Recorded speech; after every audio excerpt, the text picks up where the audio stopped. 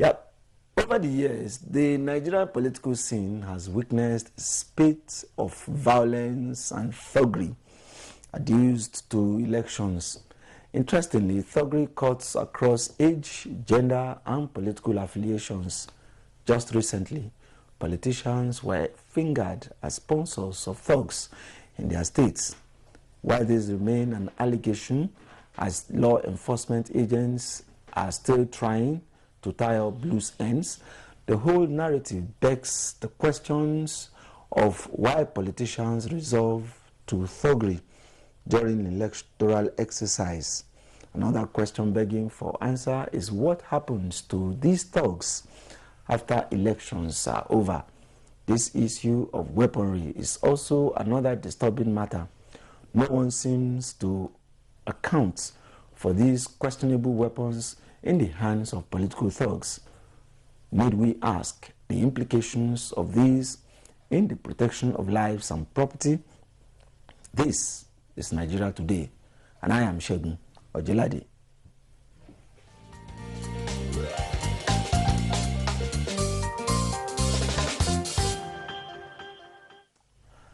I'm being joined in the studio to discuss political thuggery in Nigeria by two gentlemen.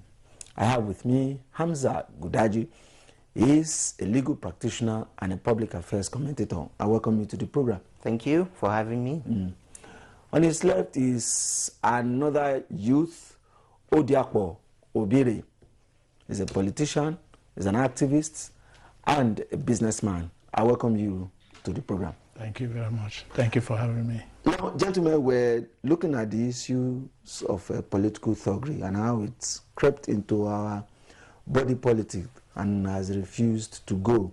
I'm sure that we are all old enough to witness some of these very bad situations in our political systems. Now, let me start with you, Barrister. Political thuggery. How did it creep into our political system? Why do politicians use thugs? Well, I think unfortunately, political thuggery has been a disease that has bedeviled our democracy right from the word go. Ever since even before independence, there has been political violence. There have been political crimes, so to speak. This has cascaded down all the way. And of course, we still have it as part of our body politic. Now, a number of factors are responsible. There are remote factors, and of course, there are the immediate factors. Yes. But I think it chiefly has to do with our psychology, with our political orientation, with our political psyche as a country. Because in Nigeria, first and foremost, the politician believes power is to be grabbed, not to be won by ballot. So unless we have a paradigm shift of this mentality, this will remain with us. Now, let me throw the same question to you. Yes. Why do politicians use thugs? You see, it's a menace that has befallen us long before now, like the barrister said. You see, politicians that doesn't have the strength of the people, they tend to impose themselves on the electorate. And the only way they can achieve that is by recruiting thugs to be able to achieve that. If not, I see no reason why someone who is vying for an office where you're going to serve the people will be forcefully collecting the electorate's votes to be able to rule the same people. It doesn't make sense to me. So I think we need to change the dynamics of our politics. We need to bring sanity into politicking. The youths have a whole lot to do. They need to wake up from the political slavery that they have been caged into. because they have been systematically colonized for too long in the hands of some of the leaders we have today. Yeah, I think I'll stay with you. You mentioned youths, although we come to that. You spoke about the attitude of politicians to politicking and to getting into office. People believe that politics is a game of numbers, but when a politician starts recruiting thugs, maybe he has another notion that probably it's a game of force. Yes, you see, these things, they all boil down to fighting poverty. Fighting poverty is not about how much money you have in your account. But when you don't know how to make money, you only know how to collect and spend, you are fighting poverty. Most of our politicians, they see politics as the only avenue to survival. And for them to get there with credibility is not possible. So the only option they have is thuggery. So that is what prompted some of us today to come into politics. I am running for the office of the governor of Delta State 2019 because I feel that the youths need to be positioned positively in our society. Okay. Now, since he keeps mentioning youths, I think let's discuss them.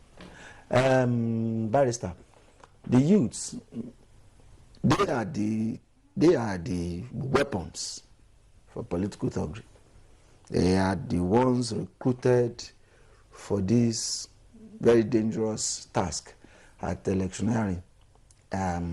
What has gone wrong with the Nigerian youth to the extent that is always vulnerable, always available to be used as tools in the hands of politicians? Well, like he has rightly said, one of the factors, is poverty. Like they said, an idle person, usually a poor person is idle. An idle mind is a devil's workshop. So when you don't have anything to do, when you're poor, you're susceptible to being used as a political thug. Then, of course, you also have other factors such as, socio-cultural factors, socio-political factors. In other words, the mentality that has evolved and developed over time, is such that people feel power is for grab. Yes. You grab power. You don't just lay back and wait for people to vote for you. You grab power. So this has actually penetrated the psyche of virtually every person in the society. So unless with serious self-restraint, with serious measure of patriotism, people easily involve themselves, in political thuggery. It's more like a bandwagon. There's this bandwagon effect. Howbeit, I think we should commend the present leadership of this country, in particular the president, because I believe he is reshaping the political psyche.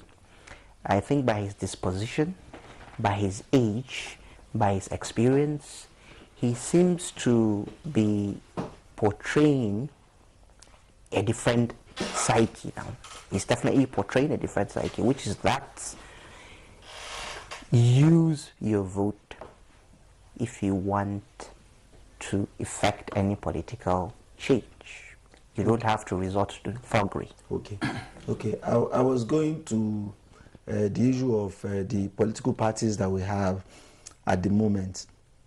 If we are to heal the malady called political thuggery in our politics, in our body politic, do we need a kind of reorientation of the leadership of our political parties? I think you can hear them talk about so many issues. How they will win elections, how they will stop this, stop that.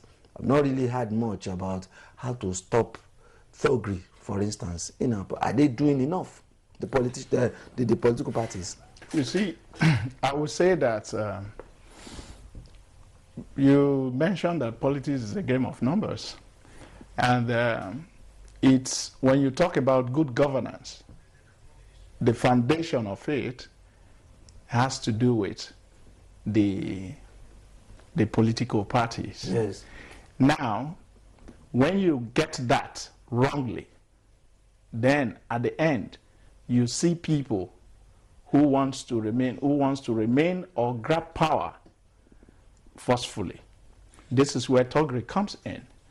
If there is an internal democracy, a serious internal and fair democracy Within the parties. within the party system, Thuggery will reduce also, because the people are given fair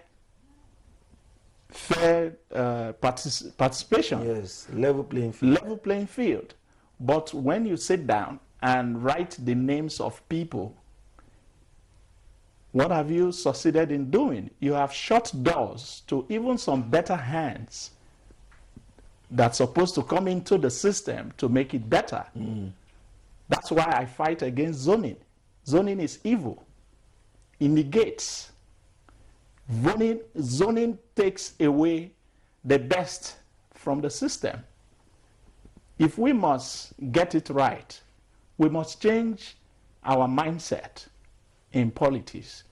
We must not see politics as an opportunity to make life, but an opportunity for you to change the life of the electorate, the life of the people.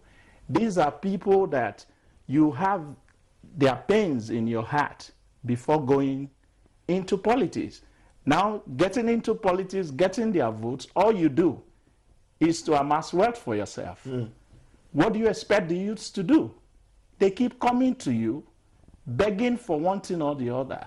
They never take them out to go, and if there are positions of opportunity, they remember their relatives, they remember their friends, they remember this. The same youths that they even use as thugs, they leave them behind.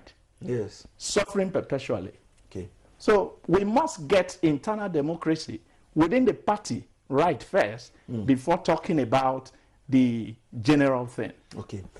Gentlemen, we need to take a break now. And before we started this program, we went on the streets to ask Nigerians to also contribute to what we're discussing. Let's listen to some of them. We take a break now. We'll be right back.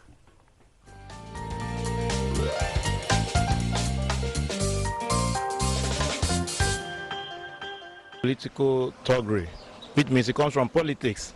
So it is the politicians that will just do a clean game. Just like in football, when you have a free and fair game, if you tackle or you have a rough play, you'll be penalized. My own opinion, those politicians that use thugs, I understand they lack idea. If you have good idea, you emphasize on selling your idea to the electorate. And if you have good idea, you'll be elected by the people, by the will of the people. The solution is our leaders to begin to develop sustainable plan, try to show concern to the less privileged, provide job, build capacity, try to encourage people to go away from the terrible life, a kind of thuggery life, cultists and all, discourage anything that is not human. Solution is, number one, unemployment has to be curbed.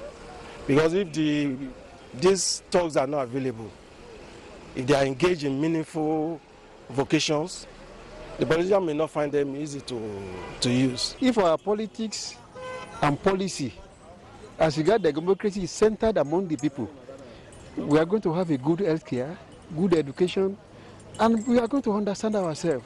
I think the first thing is, if somebody is not popular and he knows that the process will not favor him, so the next thing is to distort the whole process.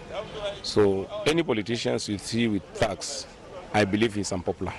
I believe he's unpopular. Because a popular person will not want anything to distract his people, because everybody is like your supporter, everybody is like your potential vote, so you make sure that you protect them, you guide them to the elections. The most important thing is sensitization. We have to reorient our youths.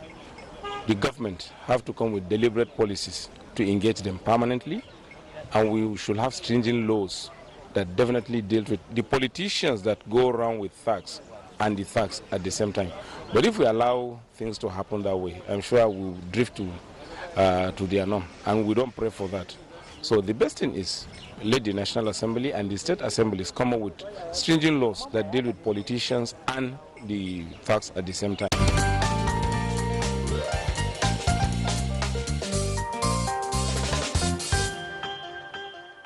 Welcome back. Gentlemen, I think you'll agree with me that our last speaker actually touched on the crux of some of the issues that we're discussing today. He mentioned the issue of laws. As a legal practitioner, do we have requisite laws to deal with this problem, especially looking at the Electoral Act of 2010? Does it have enough provisions to take care of this malady? Certainly, we do have the laws to take care of this malady, like you said. Basically, there are laws that criminalize, political thuggery in all its facets. The problem is that in this country, we've always had this issue of ensuring law and order. Yes. In other words, in implementing the law. Yes. I think there's enforcement. There's even a saga, going on at the moment, where some VIPs, have been accused, of thuggery, of sponsoring thuggery rather. But it has been blown out of proportion. It has been given a political coloration. In other words, what I'm saying, the police has still been unable to conduct the kind of investigation it should conduct, because the whole issue has been politicized. Let me ask you, do you think there is a politician in this country today that does not have thugs? I doubt. Virtually all of them, which is why I say it's more like a bandwagon. It's more like a bandwagon. Virtually every politician has decided to join the bandwagon, which is why we must commend the president. The president, the tone that is coming from the president seems to be changing the political psyche of the political elites. If not for the president, this thing will remain with us probably forever. Okay. But you mentioned the issue of, before we went on that short break, the issue of money in our in politics in Nigeria. Enormous money.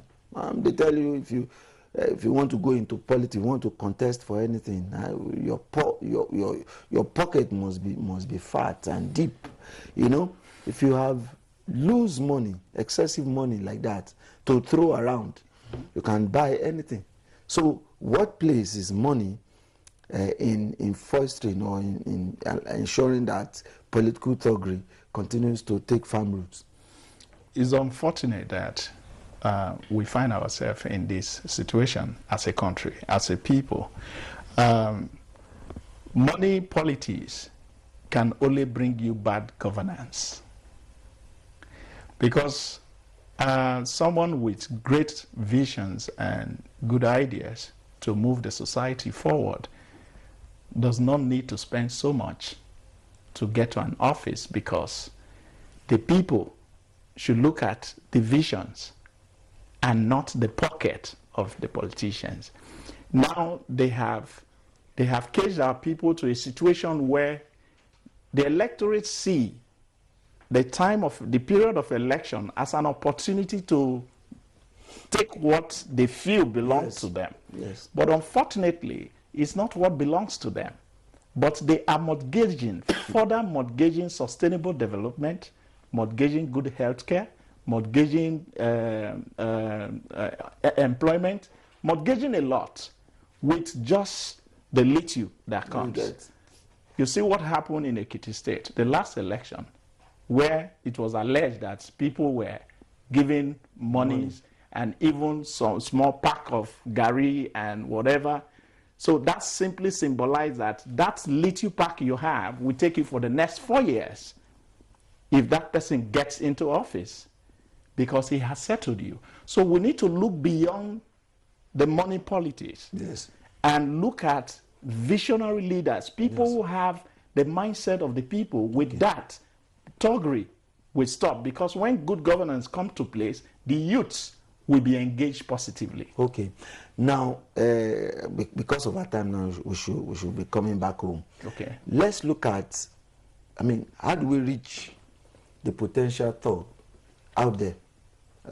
2019 is around the corner. Strategies are being devised. People will need them, and some of them are out there that could be recruited.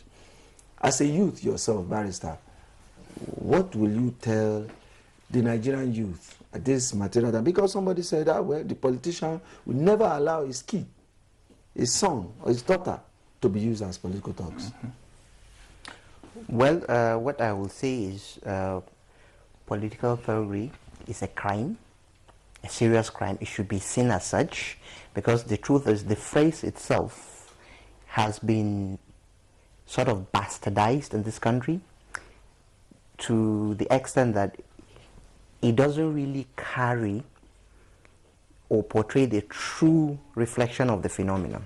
It's a crime, a serious crime. It should be seen as such. Therefore, I would advise anybody that is contemplating, you know, to use political thugs, or anybody that is being used as a political thug, to refrain from that, because it's an act of criminality. And of course, the law has adequate sanctions against that. I'm looking at it from the purely law and order perspective. And then from the other perspective, come on, you can always do something better with your life. Yes. Like you said, no politician will use his or her child, you know, as a political thug. Yes. But then I will now shift the ball to the other side, which is, of course, the responsibility of providing employment, the responsibility of ensuring, you know, youth are educated and they are gainfully employed. I think the government should do more. It's doing something about it, but it should do more. Okay. And stuff like that. Okay. Now, we talk law enforcement, the police and other law enforcement agencies readily come to mind. In terms of capacity, do you think the Nigerian police and all the other arms of the security forces are equipped enough to deal with this problem? Like you mentioned, we had cases of vote buying right there in public glare, in presence of everybody, even law enforcement agents in Ekiti. Were we able to check that? Do you see, if you are to advise the law enforcement agents in 2019, what are those things that you want them to do so that we can minimize political taboo? Good. First of all, the youth need sensitization. There need to be a sensitization for the youth to change their orientation, to make them understand that they've been in slavery mode all this while.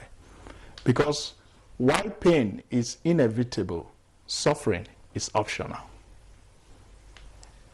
It's optional for you to be a thug or not. Your PVC is your option power. Yes. When a political leader calls you to be a thug, you say, no, sir, I need to exercise my duty as a citizen of this country by casting my vote. I'm going to vote. I will not disrupt that place. It can only be done by sensitization. Now the police, Nigerian police has the capacity to take care of every situation if they want to. They have the capacity.